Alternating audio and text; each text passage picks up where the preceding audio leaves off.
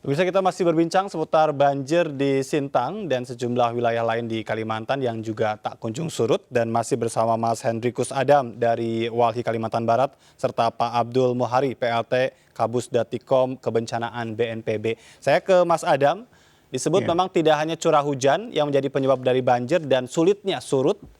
Apa menurut pantauan Walhi yang menjadi penyebab dari banjir di Sintang ini? iya, memang kita ngelihat bahwa curah hujan itu hanya pemantik saja sebetulnya dari bencana ekologis banjir yang terjadi.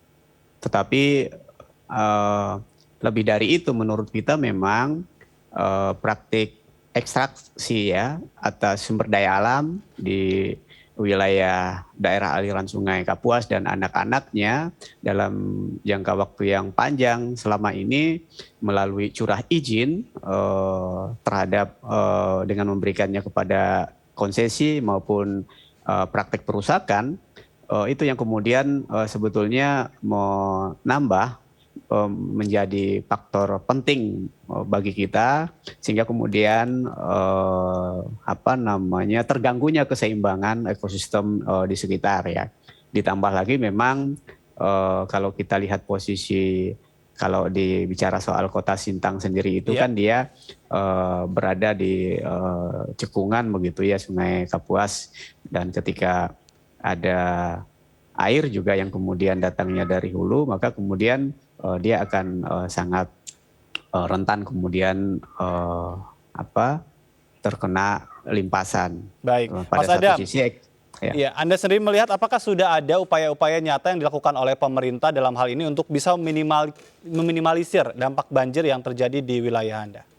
Iya, yang kita lihat selama ini memang yang sejauh ini memang sebatas pada upaya tanggap darurat seperti yang disampaikan oleh Bapak dari BNPB tadi ya. Jadi setiap Tanggap banjir darurat saja dalam ya untuk ada langkah. memastikan pemenuhan hak warga, lalu kemudian eh, bagaimana upaya evakuasi dan sekarang ini kemudian terus bergulir upaya apa namanya aksi kemanusiaan ya untuk menggalang bantuan kemanusiaan kepada saudara-saudara kita yang menjadi korban.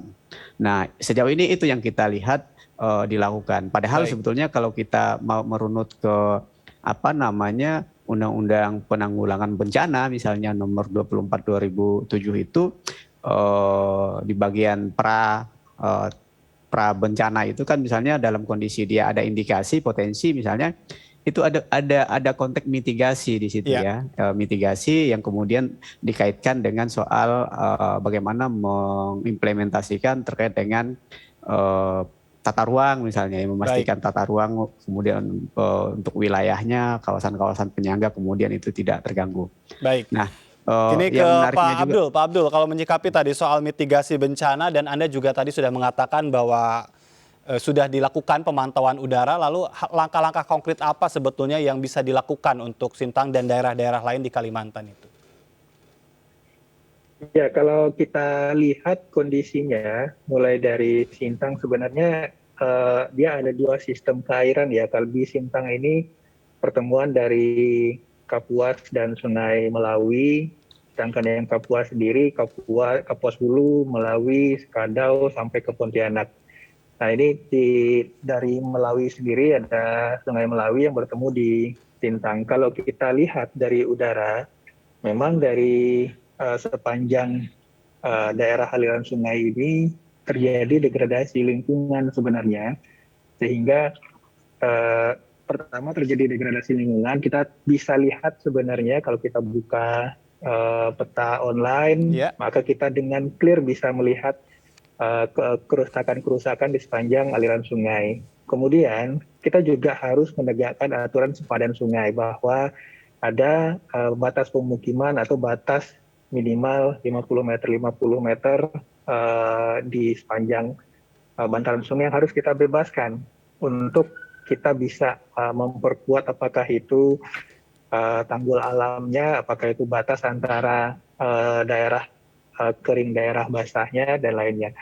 Artinya ada upaya yang saat ini harus kita lakukan, ya, kemudian ada upaya yang dalam jangka pendek harus kita lakukan.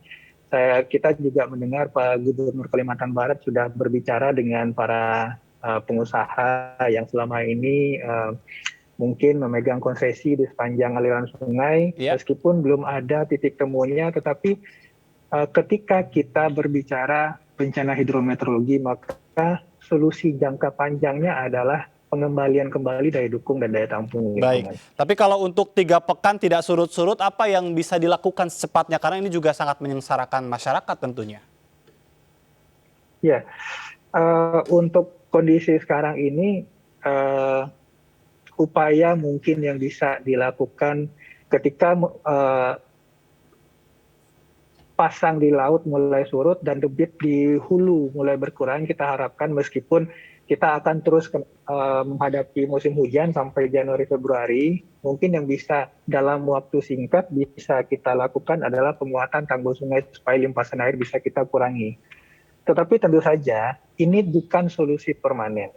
Jadi ketika kita bicara solusi permanen, jangan bicara 1 minggu dan jangan bicara 2 minggu.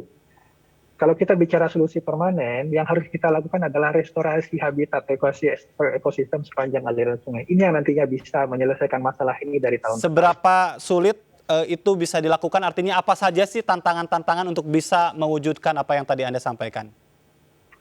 Yang pasti ini bukan hanya menjadi tanggung jawab, proporsi tanggung jawab utamanya ada di pemerintah daerah.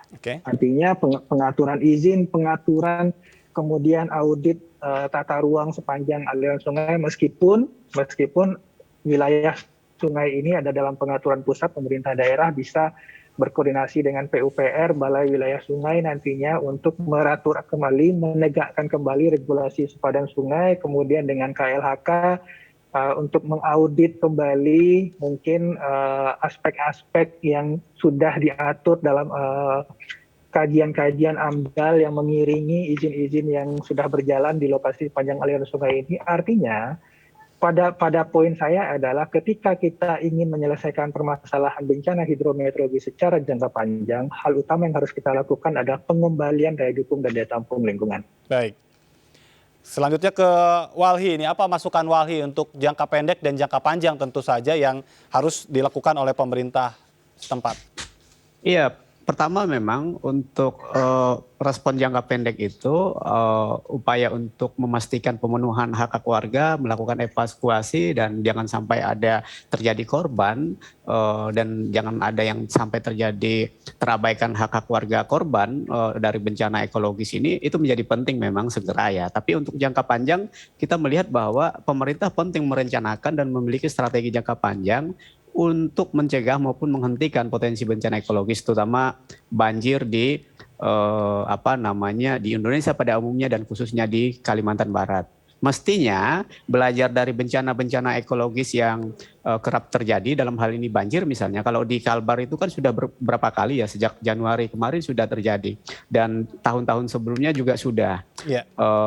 Pertanyaan kita kan sebetulnya upaya apa yang sedang, telah, dan akan direncanakan untuk jangka panjang dalam memastikan agar keterulangan bencana ekologis satu diantaranya banjir ini kemudian tidak terulang. Nah, dalam konteks investasi menurut kita memang menjadi penting dilakukan audit lingkungan ya, penghentian curah izin secara permanen atas perusahaan-perusahaan ekstraktif berbasis hutan dan lahan ya yang ada di Kalimantan Barat. Baik. Nah, sisi yang lainnya juga pemerintah menurut kita penting mengambil langkah serius untuk tetap menjaga rimba terakhir ya,